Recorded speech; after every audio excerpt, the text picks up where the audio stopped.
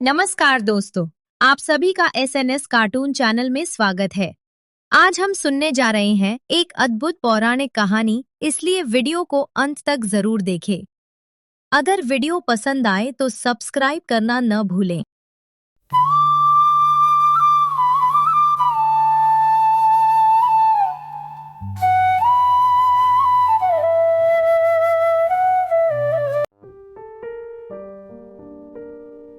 बहुत वर्ष पहले पूरी नगरी के पास एक छोटा सा गांव था।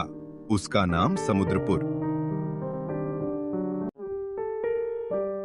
वहां एक बूढ़ा साधव रहता था। उसका नाम धनपति था। उसका एक मात्र पुत्र मधुसूदन।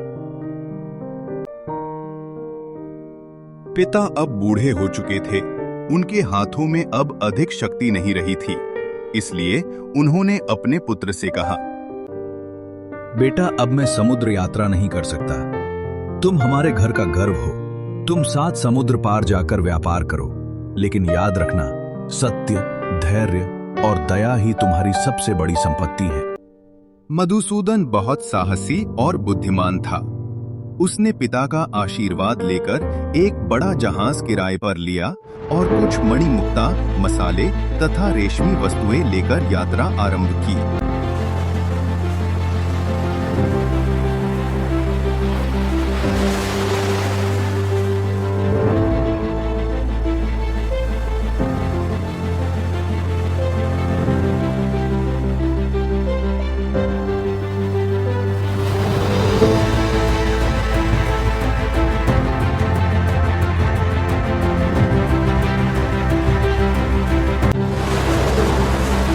पहले 4 समुद्र वह आसानी से पार कर गया।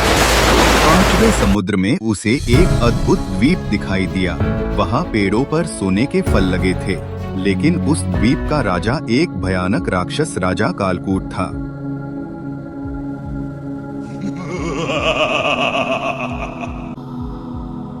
राक्षस राजा सभी यात्रियों को पकड़कर खा जाता था।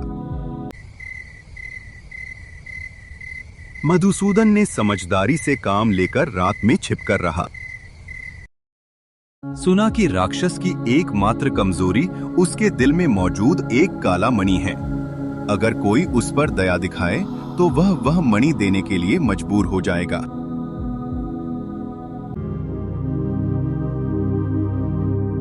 अगली सुबह मधुसूदन राक्षस के पास गया और कहा, महाराज, मैं आपको मारने नहीं आया हूं। मुझे पता है कि आप अकेले हैं। मुझसे दोस्ती कर लीजिए।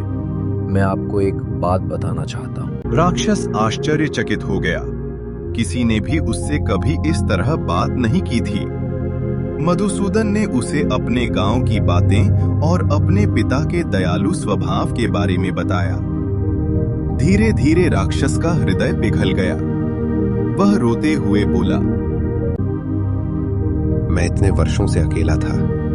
मेरी मणि ले जाओ, लेकिन वादा करो कि तुम कभी लालच नहीं करोगे।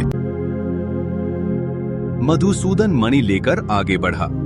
6ठे समुद्र में उसने एक राजकुमारी को बचाया जो एक जादुई मछली द्वारा बंदी बनाई गई थी।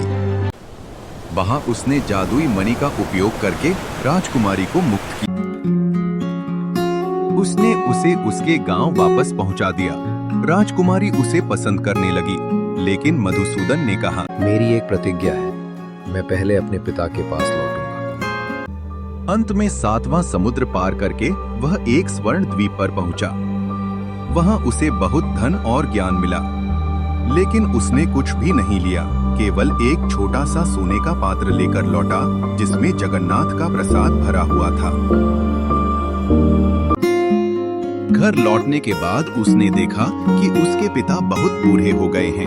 उसने सारी बातें बताईं और कहा, पिताजी, मैं धन नहीं लाया हूँ, लेकिन मैंने ये सीखा है कि सत्य और दया ही असली धन है। बूढ़ा साधु खुशी से रोने लगा।